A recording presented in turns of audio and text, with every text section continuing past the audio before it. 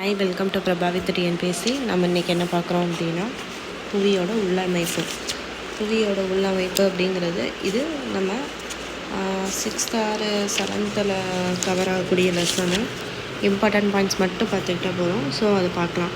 புவி கோளம் 3 அடுக்குகளால் ஆனது நம்மளோட புவியோட கோளம். புவி மேலோடு, கவசம், புவி கரு. அதான் மேலோடு 1%, மேலே ஓடு 1 தான் இருக்கும் அப்படின்னு ஞாபகம். ஓடு புவி மேலோடு 1%, கவசம் 85%, புவி கரு 15%. புவியோட உள்ளமைப்பு வடிவம்னு பார்த்திங்கன்னா ஆப்பிள் வடிவம்.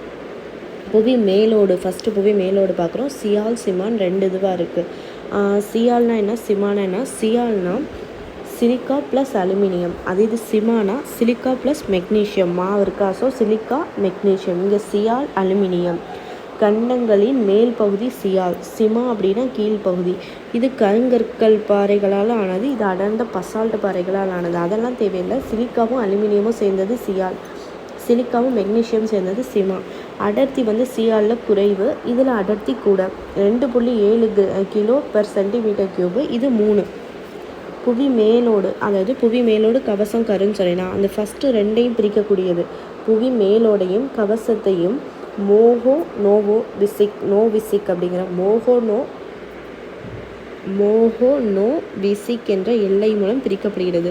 அடுத்து அந்த புவி கவசத்தையும் கருவுக்கும் இடையில வெய்சாட் குட்டன்பர்க் அப்படிங்கிற ஒன்று இருக்குது. நம்ம பூமி ஒரு நீல நிற கோள். புவியோட மையப்பகுதி பார்த்திங்கன்னா புவி கருன்னு சொல்லுவீங்க மையப்பகுதியை. பாரிஸ்பியர் அதுக்கு பேர், பாரிஸ்பியர். அடுத்து நிலநடுக்க மையம் அப்படின்னா எந்த ஒரு இடத்துல நிலநடுக்கம் ஏற்படுதோ அதுக்கு பேர் தான் நிலநடுக்க மையம். நெக்ஸ்ட்டு நிலநடுக்க மேல் மையப்புள்ளி அப்படின்னா நிலநடுக்க மையத்திற்கு மேலுள்ள புவியோடு பகுதியில் அமைந்திருக்குமா. ஓகே. நில அதிர்வுமானி ரொம்ப ரொம்ப இம்பார்ட்டன்ட். சிஸ்மோகிராஃப் இங்கிலீஷ்லேயும் பார்த்துக்கணும். ஏன்னா புவி அதிர்வு அலைவுகளை பதிவு செய்யக்கூடிய கருவிக்கு பேர் நில அதிர்வுமானின்னு கொடுக்கலாம், இல்லை சிஸ்மோகிராஃப்னு கொடுத்துருக்கலாம். நிலநடுக்கம் ஏற்பட்டால் என்ன சொல்லுவாங்க, ரிக்டர் அளவையால் தான் அளப்பாங்க. 0லேருந்து 9 வரைக்கும் இருக்கும். அடுத்து சுனாமிங்கிறது ஜப்பானிய சொல். நம்ம இந்தியாவில் பார்த்திங்கன்னா டிசம்பர் 26, 2004 ஏற்பட்டிருக்கும். இந்தியாவில் நிலநடுக்கம் ஏற்படக்கூடிய பகுதிகள்னு பார்த்திங்கன்னா கங்கை பிரம்மபுத்திரா சைடும் இமயமலை சைடும்.